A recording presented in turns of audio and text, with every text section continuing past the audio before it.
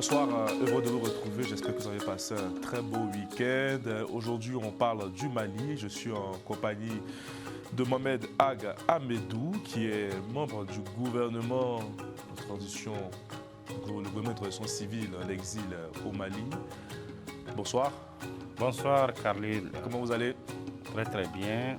Alors, je disais en intro, vous êtes membre du gouvernement de transition civile en exil. D'où est venue cette idée?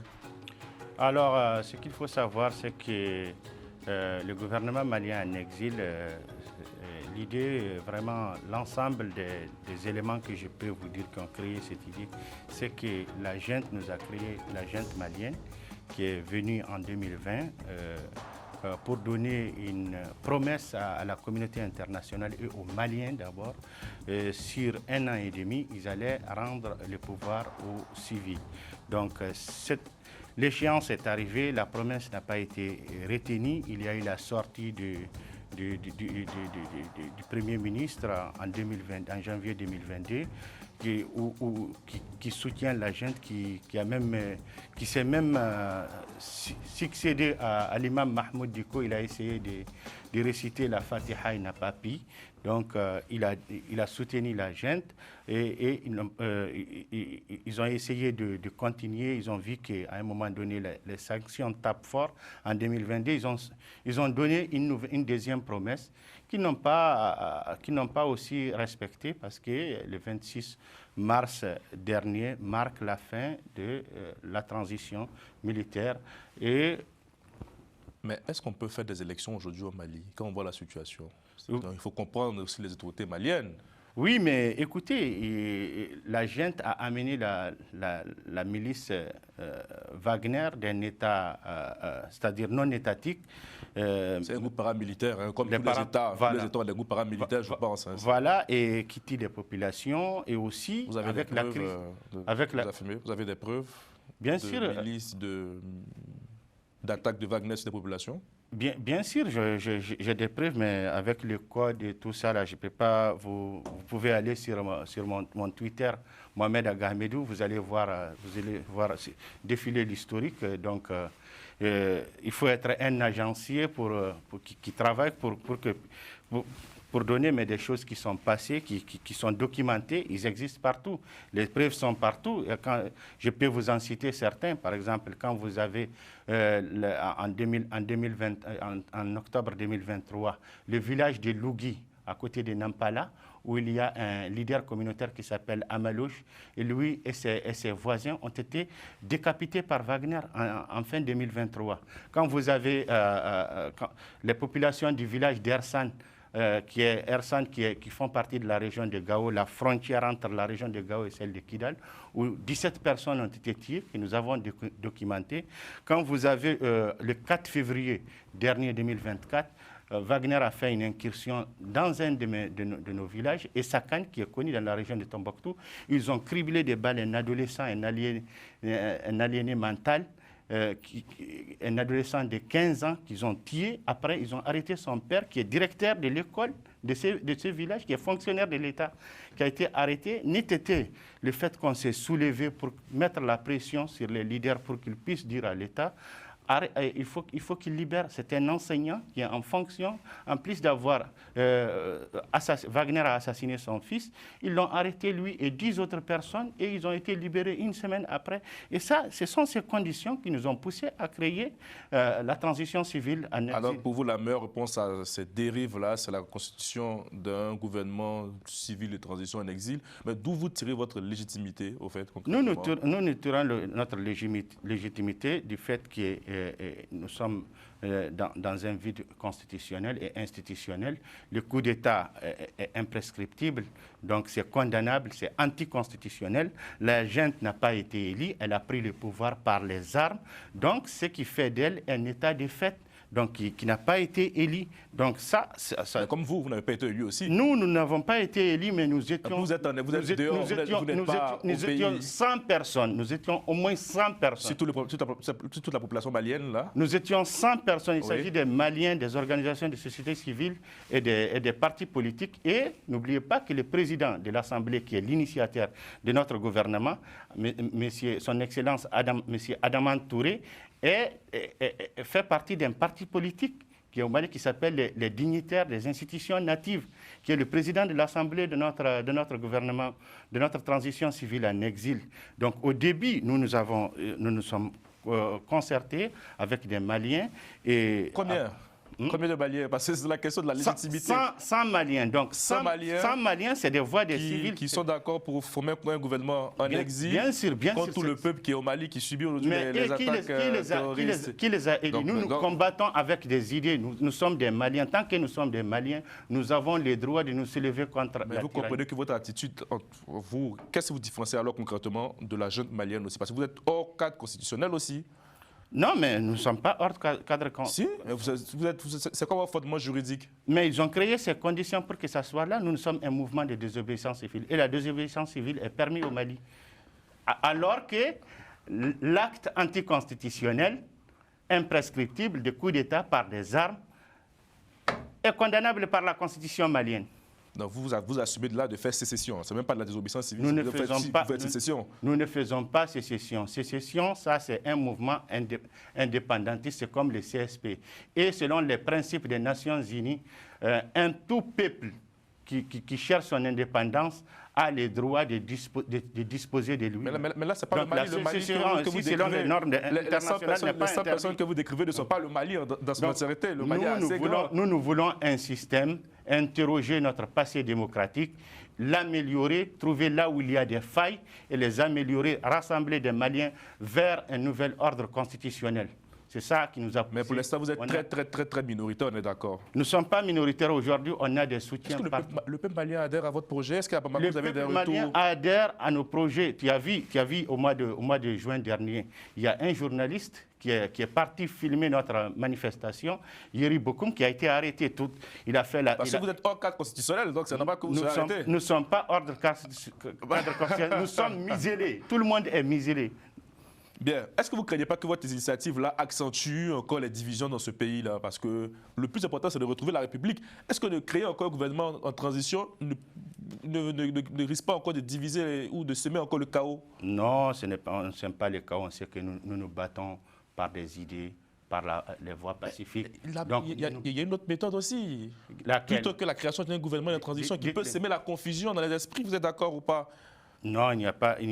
La seule alternative aujourd'hui qu'il y a, c'est de créer un mouvement, un levier de pression contre la junte. Et nous avons réussi à démystifier la junte parce qu'on a amené un concept nouveau que nulle part en Afrique, personne n'a eu à amener ça. Et ça fait effet et nous allons continuer. Ce n'est pas un travail facile, c'est un travail de longue haleine. Et nous sommes indépendants. Nous sommes indépendants vis-à-vis de la communauté internationale. Ah ouais, nous sommes ça tombe bien. Vous n'avez pas de pression de la part de puissance occidentale? Nous n'avons pas de pression parce que vous êtes sûr que vous n'êtes pas... nous nous battons pacifiquement. Écoutez, moi, mon père, il a travaillé pendant 31 ans. Il était gendarme au Mali, 31 ans dans sa vie. Et en janvier 1994, il part à la retraite à Djenni, dans le centre du Mali. Et on part s'installer à Gossi. J'ai vu devant mes yeux l'assassinat des personnes par l'armée lors de l'insurrection Touareg des années 90. Donc j'ai perdu 3 années de ma vie sans aller à l'école. On était pourchassés.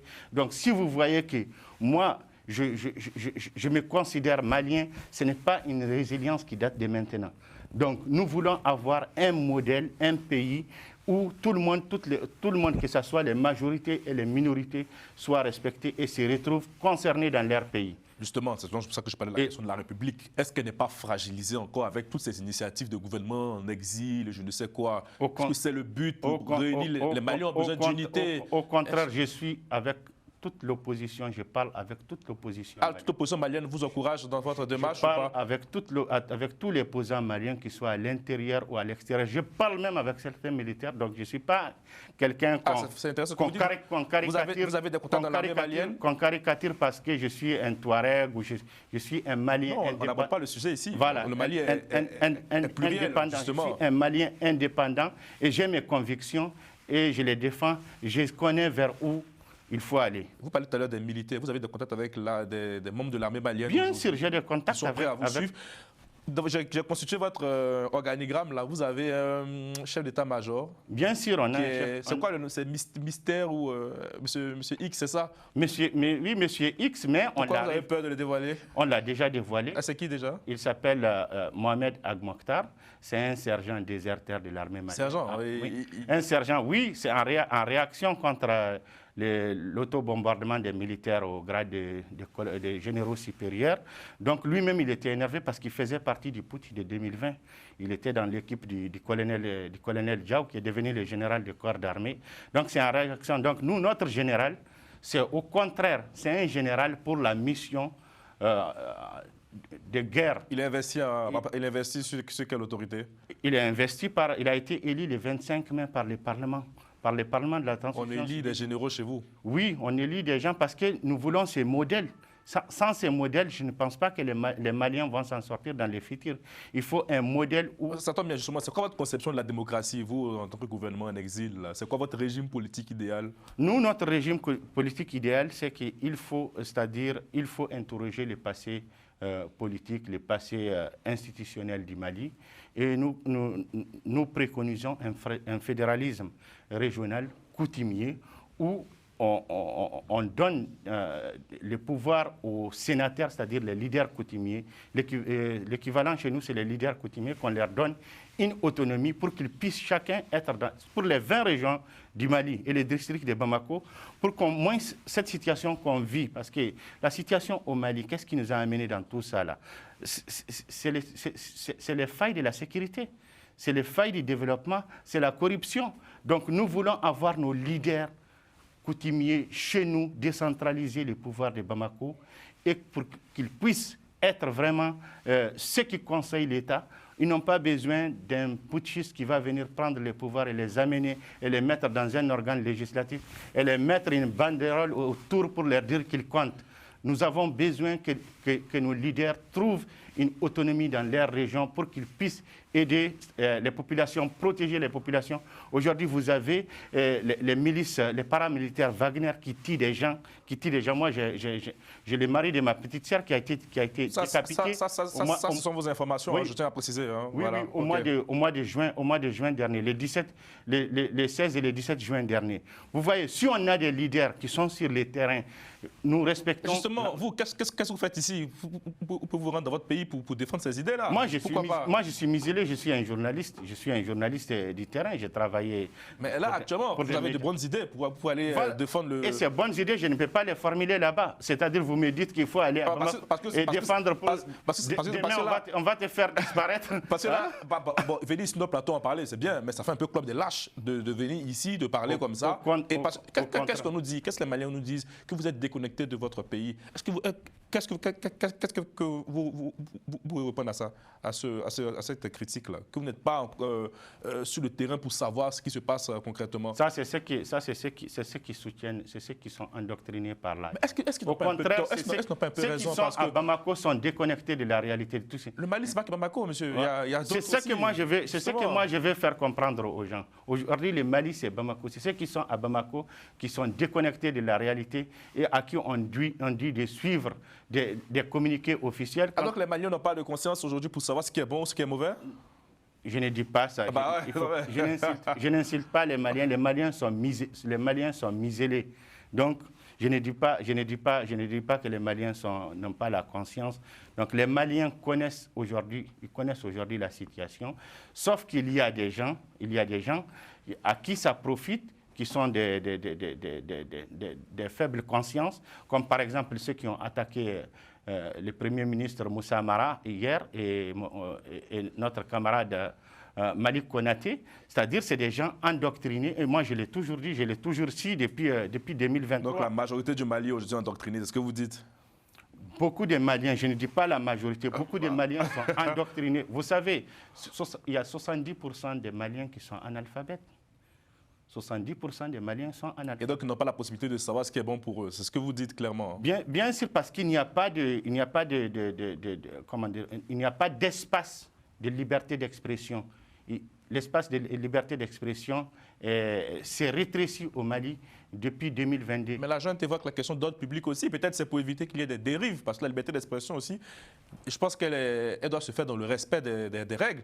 Vous êtes d'accord? On ne peut pas dire tout et n'importe quoi. On ne peut pas dire qu'aucun gouvernement un pays en exil comment pour créer le trouble aussi. Avancer un pays sans la critique. Vous avez ici... Je n'ai pas dit non, j'ai dit, mais il faut aussi avoir la liberté d'expression dans le respect des règles aussi. Vous êtes d'accord? Ça, je le sais en tant que journaliste, vous aussi. Justement, c'est ce que je fais. C'est pour ça que je veux qu'on discute pour éclairer les choses, clairement. Mais quand il y a des morts de personnes et que ça ne dit rien aux gens, quand il y a la famine au Mali et que les conditions économiques sont extrêmement,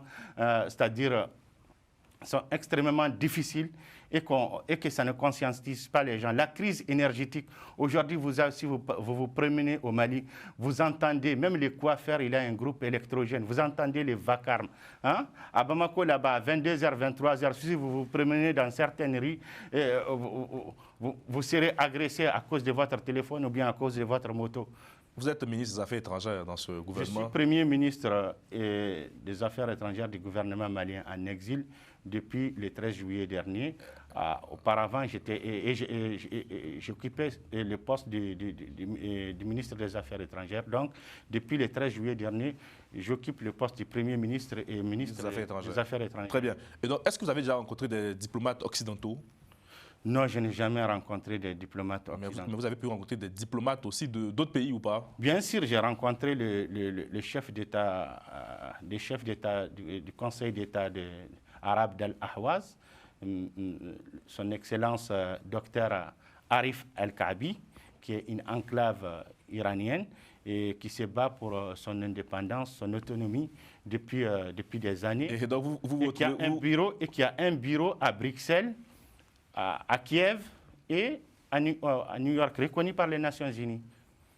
Et donc, c'est quoi le but de la rencontre là? Le but de la rencontre, c'est de collaborer, c'est de travailler ensemble sur certains domaines, la question des droits de l'homme.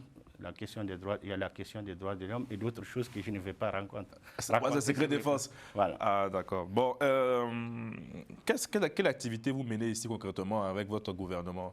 Peut-être vous êtes un peu éparpillé en Suisse, en France. Oui, nous sommes partout dans le monde. Un gouvernement malien en exil. Et l'exil, c'est il y a d'autres pays aussi. C'est tous les pays en dehors de ton pays. Mais du coup, comment on est 187 pays dans le monde. Comment ça s'organise concrètement vos activités? On s'organise, nous sommes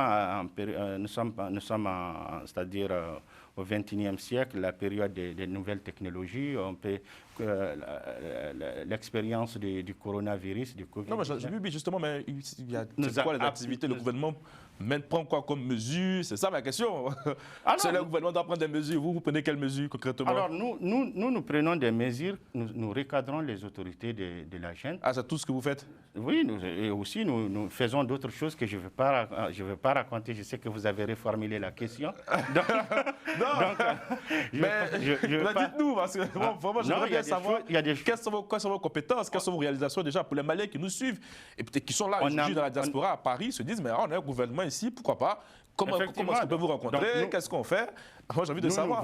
Nous voulons instaurer un fédéralisme, c'est-à-dire un État fédéral coutumier. Vous l'avez déjà dit ça. OK. Maintenant, concrètement, vous faites quoi? Nous travaillons sur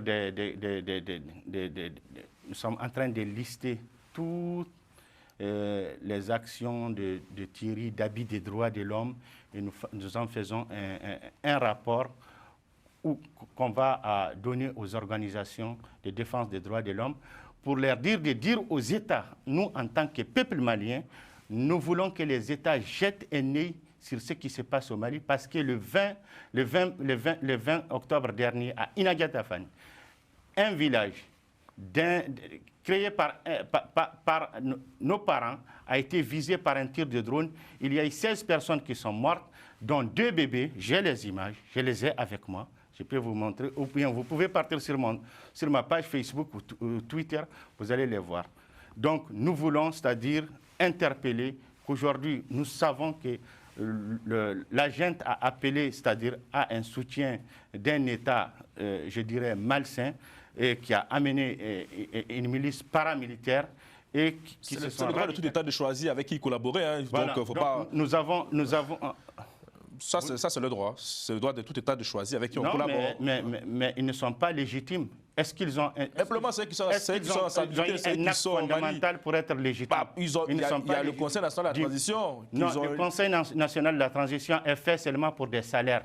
Le Conseil national de la transition, on a écouté il y a quelques semaines un membre du Conseil national, le premier secrétaire, le docteur Albert Maïga, dire qu'ils ne peuvent pas interpeller le gouvernement parce qu'ils ont été nommés par décret d'Assimi Goïta.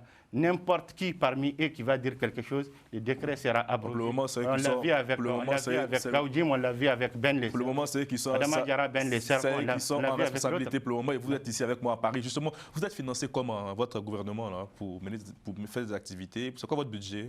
Qui vous finance? C'est le cœur, les convictions. Ah ouais, il n'y a pas de... C'est le cœur. Il n'y a pas d'aide extérieure? Il n'y a pas d'aide extérieure. C'est le cœur? C'est le cœur. On ne vit pas d'amour d'eau fraîche. Hein. Donc, c'est de belles paroles, ça. Mais l'eau aussi, elle rafraîchit, elle enlève la soif. Bien, on va faire un petit jeu pour conclure là. Je vais vous faire passer des images. Et si vous avez ces personnes en face de vous, vous allez me dire ce que vous leur diriez concrètement. On y va, Romain, quand tu veux. Là, c'est Amadou Toumani Touré, l'ancien président malien qui est décédé.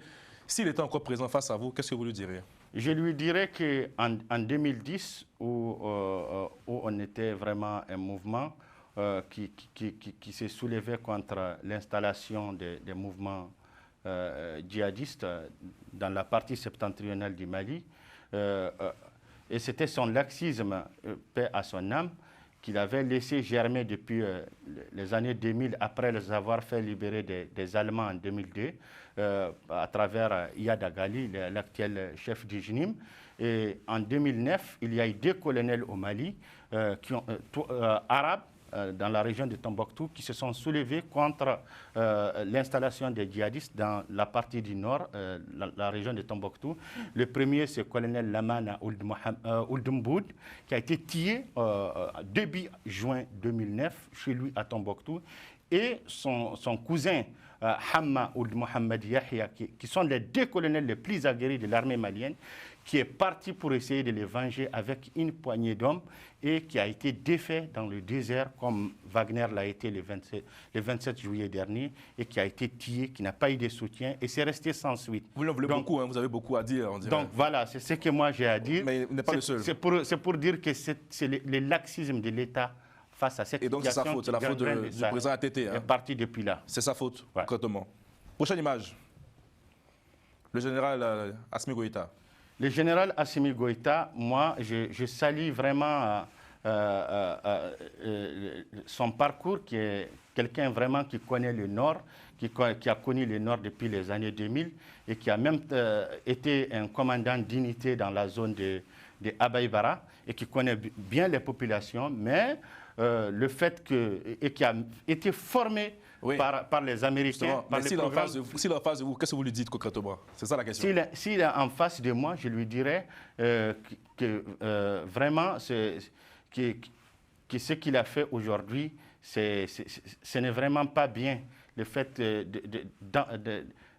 d'envoyer des milices Wagner alors qu'il connaît le terrain, il connaît les gens, tuer des populations dont leurs leaders sont à Bamako et qui leur brandissent leur soutien.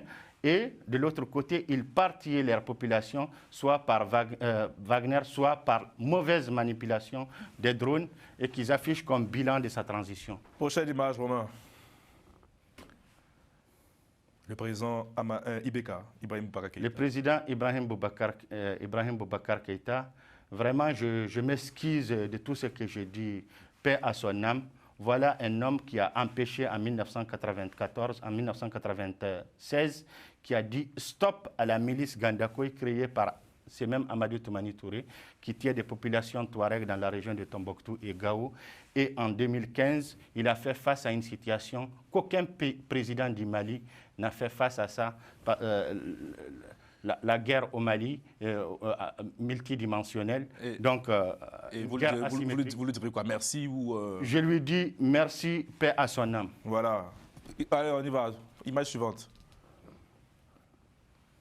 L'imam Diko. Bon, l'imam Dicko, bon, je lui en veux parce que je lui en veux un peu parce qu'il a été vraiment, il a soutenu les mouvements déstabilisateurs qui a amené ces militaires au pouvoir. Et dernière image, Abdoulaye Diop, ministre des Affaires étrangères. Abdoulaye Diop, lui, il ne connaît pas le Mali. On l'a connu en 2015. Donc ça se voit que vraiment, il est totalement out de ce qu'il dit. Pendant que les gens pensaient à un moment donné, parce qu'il est signataire d'accords d'Alger, je le précise ici, et qu'il a soutenu jusqu'à sa signature, et qui a amené, et qui soutient aujourd'hui la junte, et qui tient des discours belliqueux, des invectives contre des pays auxquels nous ne pouvons pas faire face de façon belliqueuse, en les invectivant, donc en amenant un conflit, en drainant un conflit diplomatique qui rend la situation politique et institutionnelle au Mali et ses relations diplomatie zéro, coopération zéro. Merci beaucoup, Mohamed Ag Ahmedou. Vous êtes Premier ministre, c'est ça? Premier ministre du gouvernement malien, transition en exil. En exil et ministre des Affaires étrangères. Et je suis le vice-président de la plateforme politique, le panel des démocrates maliens qui a mis en place cette transition civile en exil. Vous êtes vraiment une autorité hein, ici. En tout cas, c'était un plaisir. J'espère que les Maliens se feront leur idée de ce que vous avez dit. Et puis, en tout cas, passez une bonne soirée et à demain. Merci beaucoup, Carl.